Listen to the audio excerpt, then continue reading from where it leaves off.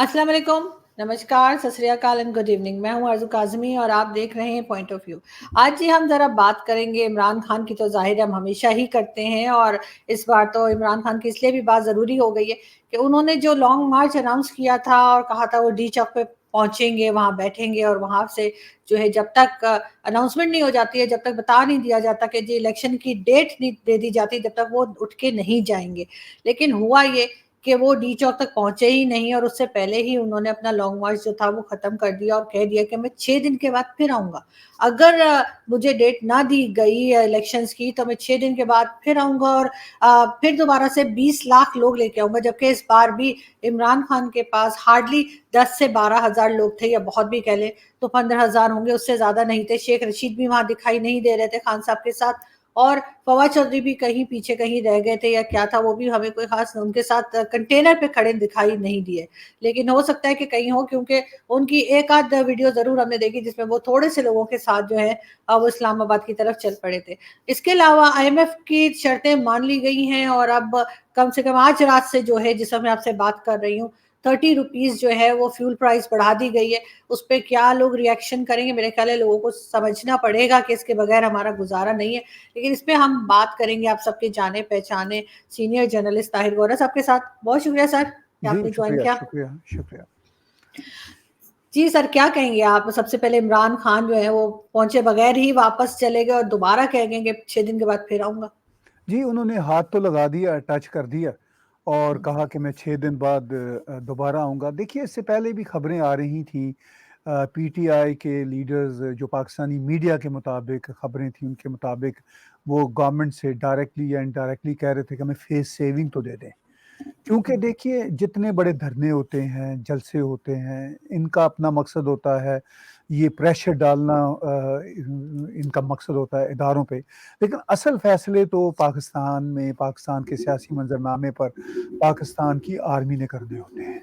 Army से मुतल्लिका इदारों ने करने होते हैं, चूँकि वही सबसे बड़े स्टेक होल्डर हैं और उसका इशारा अब तो खुलेआम सारे पॉलिटिशियन करते हैं। और पाकिस्तान आर्मी की जो सबसे ज़्यादा इत्तेहादी जमात है पीटीआई, अब पीटीआई की तरफ से जिस तरह आर्मी के ख़िलाफ़ जो एक बहुतान तराजी की कैंपेन आपको और हम सबको नज़र आती है, तो इससे ये अंदाज़ा होता है कि अब पाकिस्तान आर्मी का नाम कोई खुफिया नाम नहीं रहा। पहले भी हर कोई जानता था, पहले वो ओपन सीक्रेट थे, अब वो ओपन है। तो अगर इमरान खान साहब, आपको याद होगा कुछ दिन पहले एक फ़ोन कॉल ली थी शाह महमूद कुरैशी ने उनके साथ बैठे हुए, तो उन्होंने कहा था कि भई आप ट्रैप हो गए हैं। तो फिर इमरान खान ने जवाबन कहा था कि जी ठीक है, फिर ट्रैप होने दें। लेकिन अब कुछ लोग पाकिस्तानी कमेंटेटर्स ये भी कह रहे हैं कि शायद मुस्लिम लीग नून की सरकार ट्रैप हो गई है। मैं इन बातों से इत्तेफाक नहीं करता। वहाँ पे बिल्ली चूहे का खेल है। एक दिन चूहा आगे है, एक दिन बिल्ली आगे है, इस तरह की सूरत-ए-हाल है। तो बदकिस्मती से एक तमाशा लगा हुआ है और ये तमाशा हम प्रिसाइज़ली वैसे तो 75 साल से ही चल रहा है ऑन एंड ऑफ, लेकिन प्रिसाइज़ली 88 से तो अब तक म्यूज़िकल चेयर चल ही रही है। जब बेनज़ीर भुट्टो साहिबा की पहली हुकूमत बनी थी, ज़िया-उल हक के हलाकत के बाद, और उसके बाद बस ये इसी तरह का निज़ाम चल रहा है। लेकिन इस नहज पे जो पाकिस्तान के हालात अब पहुँचे हैं, जो पाकिस्तान की सबसे बड़ी मज़बूत कोट अनकोट इकाई जिसको कहा जाता है, यानी पाकिस्तान आर्मी, उसके बारे बहुतान तराज़ी जिस नौइयत की हो रही है, वो अपनी जगह पे बड़ी ख़तरनाक है। आपने कहा कि वो यानी आए बगैर ही डी चौक तक पहुँचे, बगैर ही चले गए। डी चौक पर पहुँचना उनका बनता नहीं था। पाकिस्तान सुप्रीम कोर्ट ने उनके लिए कहा था कि आप दूसरी जगह पे चले जाएँ, लेकिन उन्होंने कोशिश की वहाँ तक पहुँचने की, शायद टच कर सके हैं, वापस चले गए, फेस सेविंग हो गई। मगर जो वायलेंस हुआ है वहाँ पे आरज़ू, जो आपने ख़ास तौर पर देखा वहाँ पे बेस हैं, जो वायलेंस हुआ है, जो मतलब वहाँ पे आग लगाई गई, वो एक बहुत ही ख़तरनाक प्रेसिडेंट है। और अब मुझे नहीं मालूम कि 6 दिन बाद ये वापस आ पाएँगे या नहीं आ पाएँगे, या 6 दिन उन्होंने प्रिसाइज़ली क्यों कहे हैं? हफ्ता भी कह सकते थे, क्योंकि 6 दिन का हमने कभी सुना नहीं है वो फ्रेज़। عام طور پر ہفتہ، 2 ہفتے، 10 دن، 20 دن، اس طرح کی بات ہوتی ہے. یہ جو 6 دن کہے ہیں تو یہ بڑا امپورٹنٹ ہے کہ بھئی کیا ان 6 دنوں میں کچھ بیک ڈور ڈیلز ہونی ہیں، کچھ باتیں ہونی ہیں جو انہوں نے 6 دن کی بات کی ہے. کیا اب یہ 6 دن بعد آئیں گے، یا 6 دن کے اندر اندر جو باتیں ہوں گی پردہ اسکرین کے پیچھے، جو اگرچہ اب پردے میں نہیں رہیں گی، وہ بھی سامنے آ جائیں گی ان میں سے بیشتر بھی. تو اس کے بعد ان کا لاہے عمل کیا ہوگا. لیکن اس ساری صورتحال میں لگتا ہے کہ پاکستانی عوام کے سارے مسائل لوگ ان کو بھلا دینا چاہتے ہیں، یہ جو پولیٹیکل لوگ ہیں، اور وہ یہی چاہتے ہیں کہ یہ جو ناٹک ہے سیاست کا یہ بس چلتا رہے. اور شاید یہ بھی پھر پاکستان کے جو اسٹیبلشمنٹ کے ادارے ہیں ان کو سوٹ کرتا ہے کہ بھئی آپ اسی کھیل تماشے میں لگے رہے. تو that is absolutely sad state of affairs.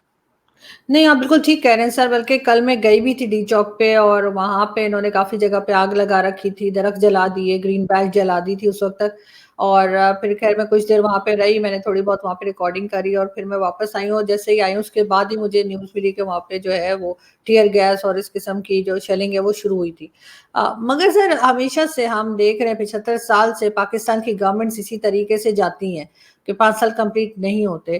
تو ایسی کیا وجہ ہو گئی کہ عمران خان اس بات کو ایکسیپٹ نہیں کر پا رہے، جبکہ میں نے شاید کہیں پہلے بھی ذکر کیا تھا کہ جب عمران خان کی گورنمنٹ بنی تھی 2018 میں، اس وقت ہی کہا جا رہا تھا کہ ان کو کہہ کے بھیجا گیا ہے کہ تم 4 سال کے لیے جا رہے ہو، اور تقریباً اتنے ہی ٹائم میں ان کو ہٹا بھی دیا گیا.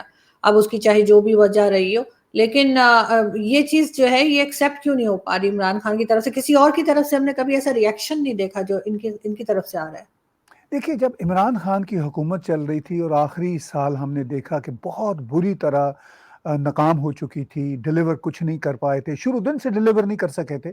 لیکن ہوتا ہے کوئی ان کے حامیوں کو ایٹ لیسٹ توقع تھی کہ عمران خان شاید 2 سال بعد سیٹل ہونے کے بعد گورنمنٹ میں کچھ ڈیلیور کرنا شروع کر دیں گے. مگر جو ان کے جو آخری مہینے تھے حکومت کے، وہ پہلے مہینوں سے بھی زیادہ ڈس پوائنٹنگ تھے پاکستان کی تقدیر کے حوالے سے. اگر ان کے سپورٹر اس بات کو نہ سمجھ پائیں تو یہ پھر ان کی مرضی ہے، لیکن بدقسمتی سے ڈیلیور وہ کچھ نہیں کر سکے.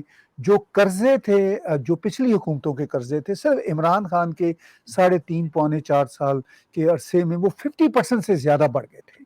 یعنی وہ سارے نمبرز سامنے ہیں. ابھی غالباً اسٹیٹ بینک آف پاکستان کی ایک رپورٹ بھی آئی ہے، تو وہ مطلب 50% سے زیادہ بڑھ چکے تھے جسٹ ان 3.5 years.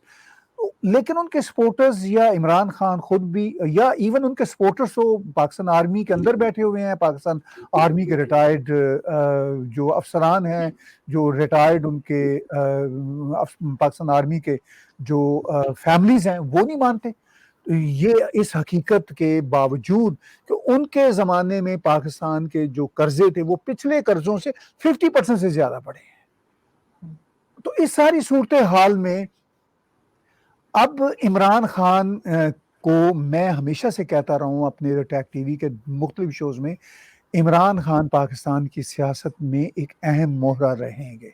ایسا ممکن نہیں ہے کہ عمران خان کو پاکستان کی سیاست کے منظرنامے سے ہٹا دیا جائے، اس لیے کہ یہ ضرورت ہے پاکستان کی سیاست میں ان کی موجودگی. پاکستان آرمی کے لیے بہت یہ اہم آدمی ہے. پھر ان کے بارے میں ایک ہائپر پیٹریوٹزم بھی پایا جاتا ہے، اور اس پیٹریوٹزم کے حوالے سے پھر وہ پین اسلامزم ایک پرانا ہوتا تھا، یاسر عرفات اور وہ ناصر ایک ہوا کرتے تھے ایجپٹ کے، تو ان وہی مینٹالٹی عمران خان وہ بھی لے کر چل رہے ہیں. تو ایک کھچڑی سی مچی ہوئی ہے. اب دیکھیے عمران خان کے ساتھ جماعت اسلامی کے بھی بڑے ہارڈ کور لوگ ہیں، اور جو آپ سوشل میڈیا پہ گال گلوچ سنتے ہیں، جس طرح کی زبان ایون خواتین استعمال کرتی ہیں، اور اس کے بعد یعنی یہ محسوس ہوتا ہے کہ شاید جتنے لچر لوگ ہیں وہ بھی ان کی جماعت میں ہیں. تو یہ ایک بڑی انٹرسٹنگ سچویشن ہے کہ اسلام کے جو نام لیوا ہیں اور سر کٹانے کے دعوے کرنے والے ہیں وہ بھی ایک طرف ہیں، اور جتنے لچر لوگ ہیں وہ بھی ایک طرف. وہ سب کے سب ایک ہی جھنڈے کے نیچے اب جمع ہو چکے ہیں. اور پھر اس کے بعد جو صورتحال ہے وہ اتنی گمبھیر ہو چکی ہے کہ یہ اب پاکستان کی سیاست کے ایک اہم پلیئر ہیں. دوسری ایک اور آگے بڑی امپورٹنٹ بات ہے جو میں سمجھنی ہوگی، جو اب ڈفرینٹ پولیٹیکل پارٹی سے دھتکارے جا چکے لوگ ہیں، جن کے لیے اب پیپلز پارٹی، مسلم لیگ نون یا پیپلز پارٹی یا مسلم لیگ نون یا کہیں بھی جانے کی گنجائش نہیں رہی، جیسے فواد چودھری ہیں، شیخ رشید ہیں، اور مطلب یہ پوری کی پوری جو کیبنٹ ان کی آلموسٹ ہے، اب شاہ محمود قریشی بھی ان میں شامل ہو گئے ہیں، پہلے تو وہ کبھی ادھر ہوتے تھے کبھی ادھر ہوتے تھے، اب وہ بھی اتنے پینترے بدل چکے ہیں کہ اب ان کے لیے بھی کوئی گنجائش نہیں ہے، تو ان سب پلیئرز کے لیے بھی اماج گاہ جو ہے اب وہ تحریک انصاف ہے، ان کو کوئی اور اب قبول تو کرے گا نہیں، نہ یہ اب جانے کے قابل نہیں، تو اب عمران خان ایک ایسا مہرا ہے جو جب بھی کوئی سرکار بنے گی، جیسے اب کولیشن سرکار بنی ہوئی ہے، اس کے لیے تھریٹ ہے، اگلا الیکشن ہوتا ہے عمران خان نہیں جیت پاتے، اسی طرح کی پھر کولیشن سرکار بنتی ہے، تو پھر بھی عمران خان ایک تھریٹ کے طور پر ان کے سامنے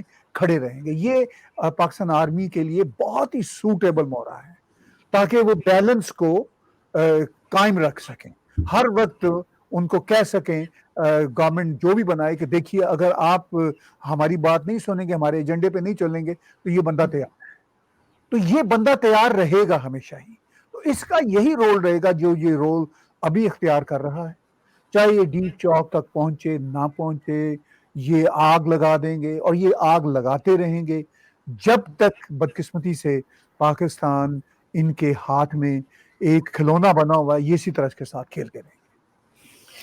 نہیں، یہاں پہ آپ بالکل ٹھیک کہہ رہے ہیں سر کہ عمران خان جو ہے یہی سننے میں آ رہا ہے کہ اگر ابھی اس الیکشن میں نہیں تو اگلے الیکشن میں دوبارہ سے عمران خان کو لایا جا سکتا ہے، اور نہیں بھی لائیں گے تو ایک ڈرانے کے لیے، تھریٹ کرنے کے لیے گورنمنٹ کو وہ استعمال کیے جا سکتے ہیں۔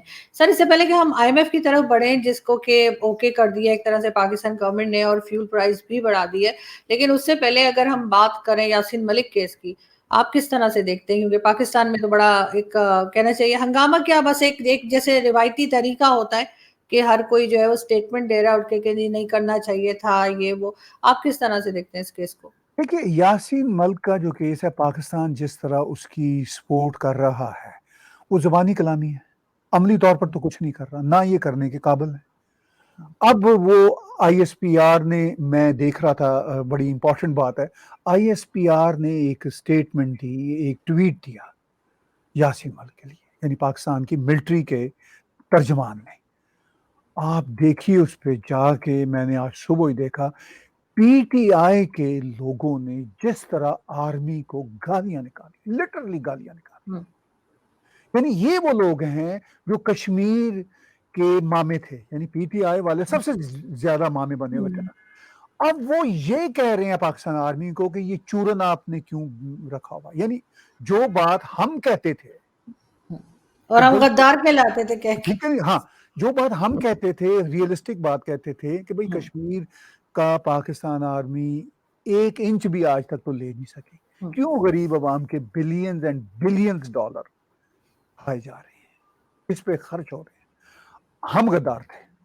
اب یقین کیجئے آرزو، میں آپ سے بھی کہتا ہوں، تمام ویور سے کہتا ہوں، آپ آئی ایس پی آر کی اس ٹویٹ پہ ابھی چلے جائیے اور جا کے دیکھیے کہ پی ٹی آئی کے لوگ وہی بات کر رہے ہیں جو آپ اور میں کہتے تھے۔ اچھا، آپ اور میں تو مہذب لہجے میں کہتے تھے اور مہذب لہجے میں کہیں گے، وہ تو انتہائی غیر مہذب لہجے میں گالیاں دیتے ہوئے وہی نیریٹو کہہ رہے ہیں جو ایک ریئلسٹک نیریٹو ہے، لیکن اگر آج ان کی حکومت بن جائے تو آج وہ ایک دم سے پھر یاسین ملک کے بھی عاشق ہو جائیں گے، یعنی لیکن سر جی یاسین ملک کے پاس تو پاسپورٹ بھی انڈین ہے، تو آخر یہاں پہ یہ کیوں اتنے سگے بن رہے ہیں؟ ان کو کیوں انہوں نے شور مچا رکھا ہے؟ کیونکہ جیسے آپ نے کہا کرتے کراتے کچھ چیز اسٹیٹمنٹ ہوتی ہے۔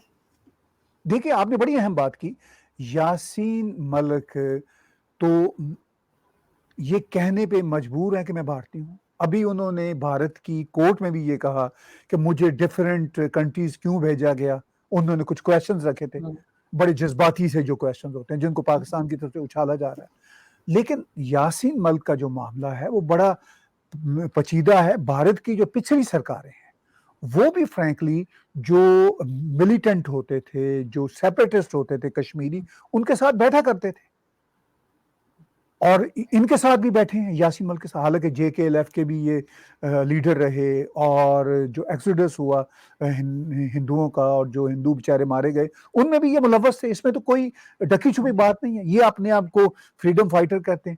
مگر آپ نے بات کی کہ ان کے پاس پاسپورٹ بھی انڈین ہے، بالکل ہے، اسی لیے تو یہ کرتے تھے، دورے کرتے تھے۔ اب یاسین ملک سے یہ پوچھا جائے کہ جب آپ انڈین اب پاسپورٹ لے کے دورے کرتے تھے تو اس وقت آپ کو کشمیر کی آزادی بھول گئی تھی؟ اب جو یہ بھارتی کورٹ میں جا کے یہ بات کر رہے ہیں یاسین ملک کہ جی مجھے کیوں سزا دی گئی، مجھے کیوں ٹیررسٹ بنایا گیا، میں تو بھارت کے سپوت کے ناطے پہ میں جایا کرتا تھا۔ اب یاسین ملک سے کوئی یہ پوچھے کہ اگر تم بھارتی پاسپورٹ پر فخر کے ساتھ جایا کرتے تھے ڈفرینٹ کنٹریز میں، تو پھر تمہیں شرم نہیں آتی؟ تم کس بنیاد پر پھر کشمیر کو بھارت سے آزاد کروانا چاہتے تھے؟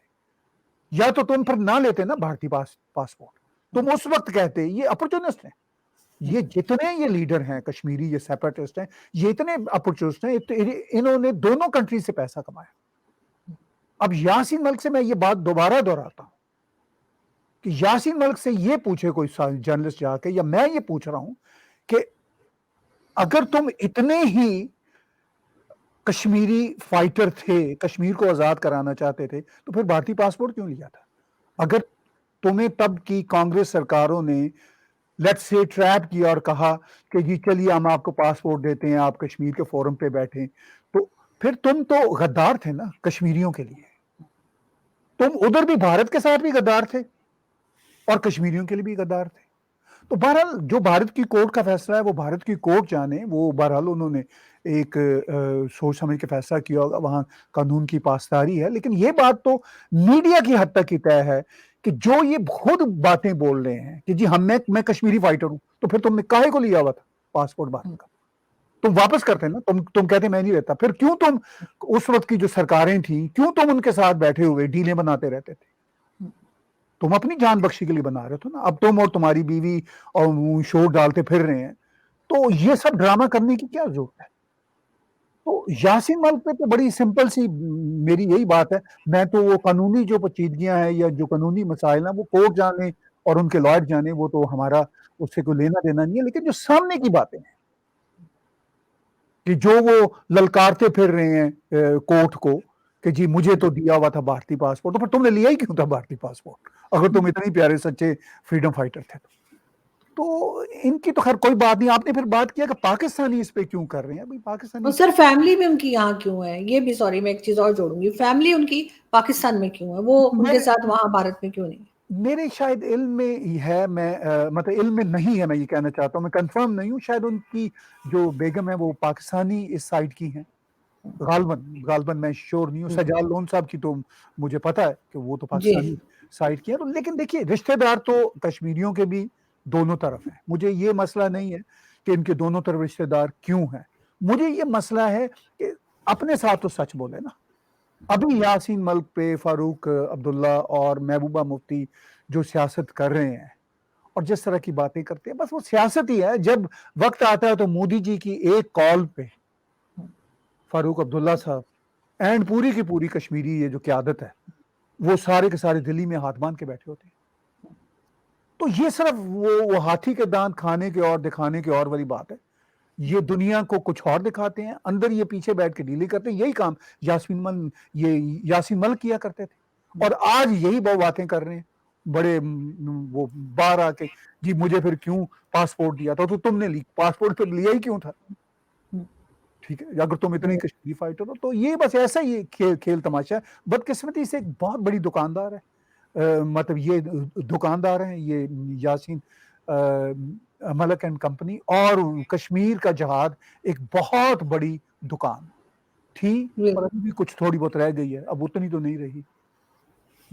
اور اسی لیے سر یہاں پہ ہر طرح کی اسٹیٹمنٹ دی جا رہی ہے ہر لیول پہ، جو ابھی گورنمنٹ ہے اس نے بھی کہا ہے، زرداری صاحب کا بھی میں دیکھ رہی تھی کہ اسٹیٹمنٹ آ رہا تھا، تو لیکن میں نے یہی کہا کہ یہ ایک روایتی سا اسٹیٹمنٹ ہے جو وہ ہر ایک کے لیے دے دیتے ہیں، اس لیے کہ کرتے کراتے کچھ نہیں ہے، مگر یہ کہ ہاں اگر واقعی میں یاسین ملک نے وہاں پہ کچھ گڑبڑ کی ہے یا ٹیررزم کی ہے یا منی لانڈرنگ، کئی کیسز سامنے بات کی جا رہی کئی کیسز کے اوپر، تو پھر بالکل جو سزا بنتی ہے وہ تو بنتی ہے، اس میں میرے خیال ہے پاکستان کو دخل نہیں دینا چاہیے، لیکن یہ کہ اگر نہیں ہے ایسا کچھ تو پھر یہ کہ مجھے نہیں پتا کہ یہ لوگ کس حد تک اس دکان کو چلائیں گے کشمیر کی۔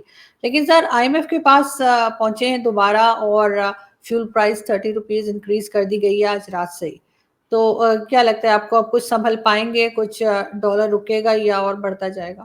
دیکھیے کل تک جو ڈیل تھی وہ نہیں ہو سکی تھی۔ پاکستان کے فائنانس منسٹر جو اس وقت کے ہیں مسٹر مفتاح، انہوں نے یہ پاکستانی قوم سے وعدہ کیا تھا کہ وہ پیسے لے کر آئیں گے، قرض لے کر آئیں گے، لیکن کل آئی ایم ایف نے یہی کہا کہ جو ان کی پریس ریلیز بھی آئی کہ بھئی ہم یہ جو سبسڈی ہے، اس طرح کی جو چیزیں ہیں، اس پہ اتفاق نہیں کرتے، چونکہ تیل کی جو قیمتیں تھیں عمران خان نے جاتے جاتے مصنوعی طور پر نیچے رکھی تھیں۔ اب دیکھیے ہمارے کینیڈا میں تیل دگنی سے زیادہ پرائس پہ بک رہا ہے، پوری دنیا میں، امریکہ میں بھی یہی حال ہے۔ اب یہ صرف پاکستان کا مسئلہ نہیں ہے، اب چونکہ یہ یوکرین اور روس کی وار کے بعد تیل کی صورتحال ہی اس لیول پہ پہنچ چکی ہے، تو آئی ایم ایف کا یہی دباؤ تھا اور رہے گا کہ پاکستان جو نیچرل پرائسز ہیں اس پہ رہے۔ اب پاکستان کے پولیٹیکل پارٹیز کے اپنے پولیٹیکل جو ہیں وہ کنزمپشنز ہیں کہ میں اور آپ سمجھتے ہیں کہ ان کے لیے پھر دقت ہو جائے گی، تو وہ یہی کوشش کر رہے تھے آئی ایم ایف کو کنونس کرنے کی، تو آئی ایم ایف نے غالباً یہی کہا ہے کہ ہم نہیں آپ کو یہ ری اسٹرکچر کریں گے۔ یہ جو ہے ابھی کل بلاول بھٹو نے بھی کہا تھا کہ 6 بلین کا جو آئی ایم ایف کے ساتھ پاکستان کی جو ایک ڈیل ہوئی تھی وہ آؤٹ ڈیٹڈ ہے، تو وہ پاکستان کے فارن منسٹر نے بھی یہ بات کی۔ اب جیسا کہ آپ بتا رہی ہیں، چونکہ آپ گراؤنڈ پہ وہاں موجود ہیں، کہ تیل کی قیمتیں پاکستان میں، پیٹرول کی قیمتیں بڑھ گئی ہیں، تو اب مجھے یہ اندازہ نہیں کہ آئی ایم ایف اب پاکستان کو جتنی قیمتیں بڑھانے کا کہہ رہا ہے اتنی ہی قیمتیں بڑھی ہیں، اور کیا وہ مطمئن ہو جائے گا کہ جیسا آپ بتا رہی ہیں کہ 30 روپے فی لیٹر کی قیمت بڑھی ہے، تو اس کے بعد میری نظر سے ابھی کوئی ایسی پریس ریلیز نہیں گزری جبکہ میں اور آپ جس وقت بات کر رہے ہیں اب تک، کہ جس میں آئی ایم ایف نے پورے کے پورے لون سٹرکچر کو ری سٹرکچر کر لیا ہو۔ لیکن یہ اس بات کا اشارہ ہے کہ پاکستان نے اگر پیٹرول کی قیمتیں بڑھائی ہیں تو وہ آئی ایم ایف کا جو ڈیمانڈ ہے اس ڈیمانڈ کو دھیرے دھیرے پورا کرنا چاہ رہے ہیں، چونکہ اس کے علاوہ کوئی سلوشن نہیں ہے پاکستان کے پاس۔ آئی ایم ایف سے قرضہ ملے گا تو ورلڈ بینک سے بھی قرضہ مل جائے گا، ایشین بینک سے بھی مل جائے گا، چونکہ آئی ایم ایف ایک پیرامیٹر ہے، یعنی وہ جو ریٹنگ ہے، وہ جو اس وقت کریڈٹ بہت خراب ہوا ہوا پاکستان کا، وہ ٹھیک کرنے کا ایک پیرامیٹر ہے۔ اگر آئی ایم ایف چیزوں کو ریسٹرکچر کر کے کنفرم کر دیتا ہے تو سب دروازے تھوڑے تھوڑے کھل جائیں گے، سعودی عربی کچھ اور شاید دے دے، لیکن جب آئی ایم ایف ہی نہیں کرے گا تو وہ پھر پاکستان کے لیے بہت دقتیں ہیں، اور اگر سارا کھیل پیسے کا ہے، گھر ہو، فرد ہو، فیملی ہو، دیش ہو، نیشن ہو، سب اکنامکس سے چلتے ہیں بنیادی طور پر۔ اگر اکنامکس کمزور ہو جائے تو ساری چیزیں گر جاتی ہیں، جسے کہتے ہیں نا پتال میں۔ تو اب دیکھنے والی بات یہ ہے کہ یہ گورنمنٹ کتنی اسٹیبلائز رہتی ہے اور آئی ایم ایف کتنا کنونس ہوتا ہے، آئی ایم ایف کی کتنی شرطیں مانی جاتی ہیں، تو یہ بھی ایک بہت کمپلیکس کھچڑی ہے۔ آئی ایم ایف پاکستان کی پالیٹکس سے جڑا ہوا ہے معاملہ، پاکستان کی پالیٹکس آئی ایم کے ساتھ جڑی ہوئی ہے۔ سر دو چیزیں، باقی تو انہوں نے پتہ نہیں کتنی شرطیں لگائی ہیں، لیکن دو جو میں نے سنی تھی وہ یہی تھا کہ ایک تو فیول پرائس انہوں نے کہا تھا کہ آپ انکریز کریں، اور دوسرا الیکٹریسٹی کے بل میں جو گورنمنٹ تھوڑا بہت ریلیکسیشن دیتی ہے پبلک کو، اس میں سے انہوں نے کہا تھا کہ سبسڈی وغیرہ آپ ہٹا دیجئے۔ تو میرے خیال ہے اس طرح جانے لگے ہیں، ان کی مجبوری ہے، اور اس کے علاوہ کوئی اور چارہ نہیں ہے، کیونکہ ان کے پاس جو ہے ڈالر آلموسٹ ختم ہو چکے ہیں۔ لیکن سر یہ سب کچھ کرنے کے بعد گورنمنٹ نے ایک اناؤنسمنٹ اور بھی کیا ہے، وہ یہ کہ انہوں نے کہا کہ جی ہم جو مدت ہے گورنمنٹ کی ٹینیور کمپلیٹ کرنے کی وہ کمپلیٹ کریں گے۔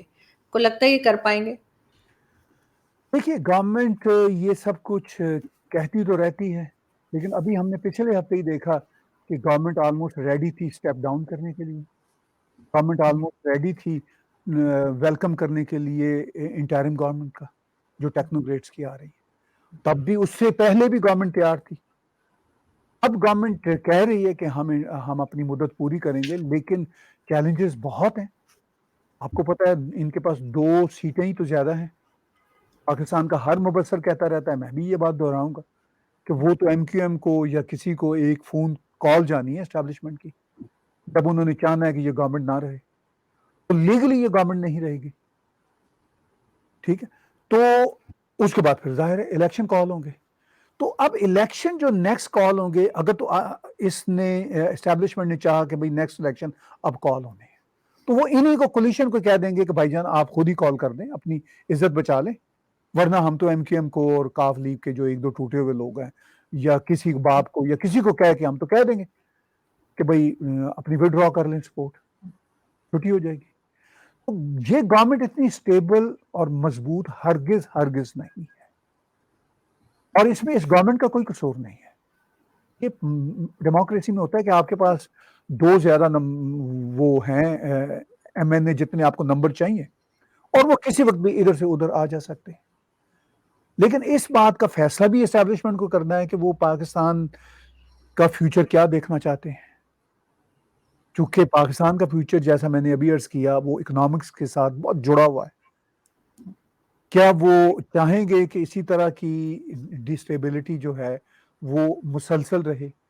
اگر ان کو سوٹ کرتا ہے تو وہ ویسے ڈیسٹیبلٹی رکھیں گے بھی فرینکلی، اور اگر ان کو سوٹ نہیں کرتا، ان کو لگتا ہے کہ پیسے ویسے نہیں ملیں گے باہر سے، تو وہ پھر رکھیں گے اس گورنمنٹ کو.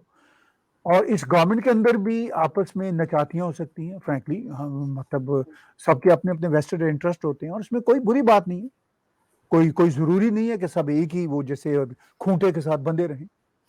جب ان کو محسوس ہوگا کہ بھئی ہمارا کھونٹا وہ ہے، وہاں ہمارے انٹرسٹ ہیں، تو وہ اپنا وہاں سے پلو چھڑا لیں گے اور دوسری طرف چلے جائیں گے. تو گورنمنٹ کا یہ کہنا کہ ہم اپنی مدت پوری کر کے رہیں گے، وہ پولیٹیکلی تو ان کا کہنا بنتا ہے، لیکن گورنمنٹ ہو سکتا ہے خود ہی جب ان کو سوٹ نہ کرے تو وہ خود ہی کہہ دے. جیسا میں نے ابھی کہا کہ 1-1.5 ہفتہ پہلے تو گورنمنٹ خود ہی اس بات کے لیے تیار تھی کہ ہم اپنی گورنمنٹ ختم کرتے ہیں، کیونکہ گورنمنٹ کو سوٹ ہوتا ہوا نظر نہیں آ رہا تھا.